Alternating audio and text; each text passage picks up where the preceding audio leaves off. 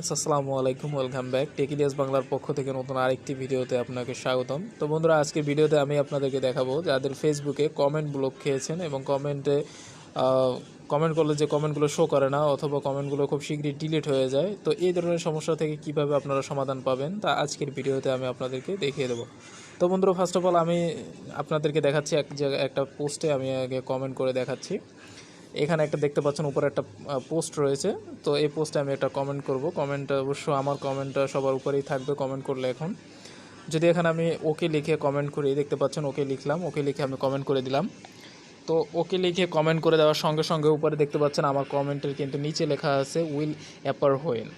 তো এখানে এটা প্রদর্শিত, এর অর্থ হচ্ছে যে যখন প্রদর্শিত হবে, তো কখন প্রদর্শিত হবে এটা তা আমি জানি না, কিন্তু এই কমেন্টটা অবশ্য এখন ডিলিট হয়ে যাবে। তো দেখতে পাচ্ছেন নিচে যে আইডিটি রয়েছে MS420, তো এইখানেই মনে রাখবেন আমরা এখন আবার নতুন করে এই কমেন্ট বক্সে গিয়ে MS420 ওখানে চেক দেবো যে উপরে আমাদের কমেন্টটি কিন্তু নাই।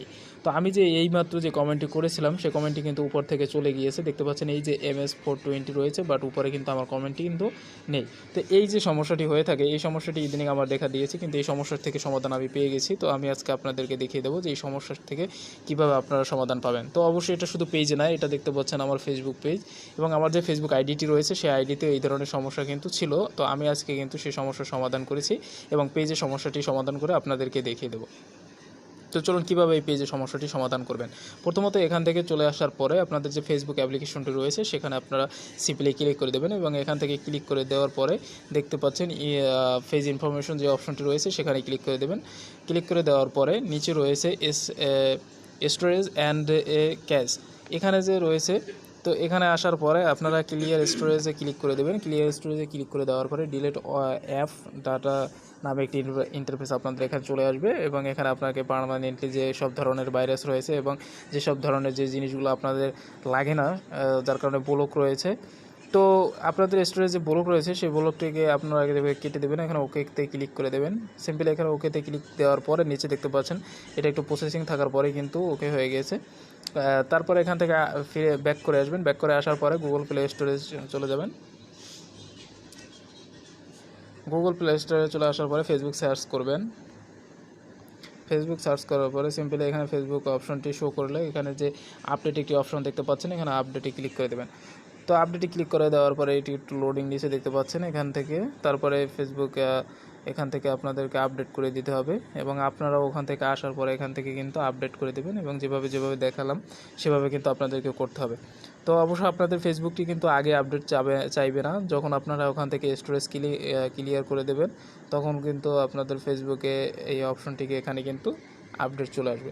তো সিম্পলি আপডেট চলে আসার পরে এটা কিন্তু নতুন করে আবার আপনাদের সামনে ওপেন করতে হবে। অ্যান্ড দেখতে পাচ্ছেন বর্তমানে কিন্তু 100 অফ যে 34 MB মেগাবাইটের যে অ্যাপসটি সেটি কিন্তু এখানে ইনস্টল হচ্ছে। তো একটু লোডিং নিচ্ছে। আর ফার্স্ট অফ অল আপনাদেরকে আর একটা বিষয় চেক করতে হবে, সেটা হচ্ছে আপনাদের ইন্টারনেট কানেকশনটি কিন্তু চেক করে নিতে হবে। আপনাদেরকে 100% ইন্টারনেট কানেকশন থাকতে হবে, কারণ এখানে যে প্রসেসিংগুলো হবে এবং আপনার যে ফেসবুকের যে স্টোরেজ ক্লিয়ার হবে সেটা কিন্তু সম্পূর্ণ ডিপেন্ড করবে আপনার ইন্টারনেট কানেকশনের উপরে। ইন্টারনেট কানেকশন থাকলে সরাসরি কিন্তু আপনার ফেসবুকের অ্যাপসের ভিতরে যে সকল প্রসেসিং রয়েছে সব প্রসেসিংগুলো কিন্তু A to Z ক্লিয়ার হয়ে যাবে। তো অবশ্যই মনে রাখবেন আপনাদের যেন এখানে ডাটা কানেকশনটা কিন্তু একেবারে ক্লিয়ার থাকে। তো এখানে দেখতে পাচ্ছেন ফেসবুক কিন্তু ইনস্টল হচ্ছে। তো আমি এখান থেকে বেরিয়ে আসি, বিকজ এখানে যখন আমি পুশ করব তখনই দেখতে পাবো যে ফেসবুক আসলে এখানে ওপেন অপশনটি দেখাবে।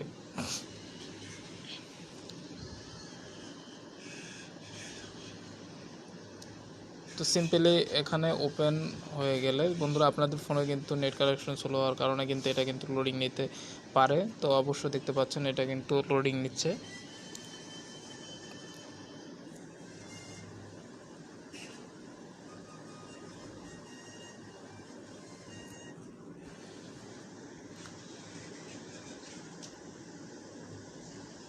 তো যদিও এটা ফেসবুক অ্যাপস তাই একটু বেশি লোডিং নিচ্ছে বন্ধুরা, আপনারা একটু ওয়েট করুন। ওয়েট করলেই কিন্তু দেখতে পাবেন যে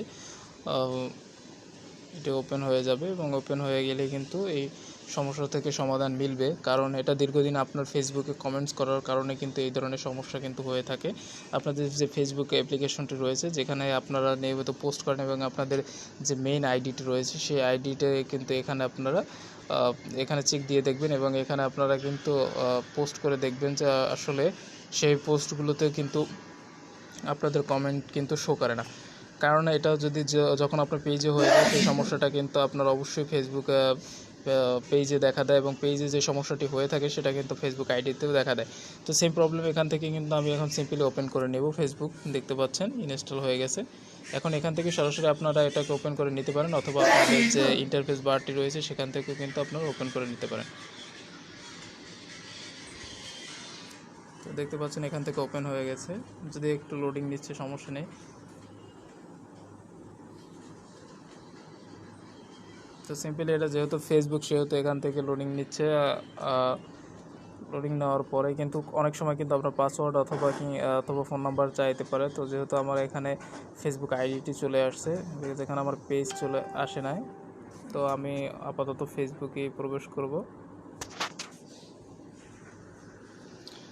তো আমি এখানে সেভ দিয়ে দিলাম আমার লগইন ইনফরমেশন সেভ দেওয়ার পরে আমরা এখন যে কাজটি করব সেটা হচ্ছে এখানে যে অ্যালাউ অপশনগুলো আসবে সবগুলো অ্যালাউ করে দিয়ে আমরা আমাদের পেজে চলে যাব।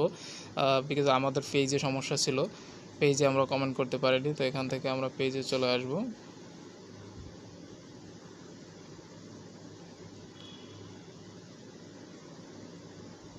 তো আমরা কিন্তু আমাদের পেজে চলে আসছি এবং পেজে আসার পরে আমি এবার নতুন করে এখন কমেন্ট করব।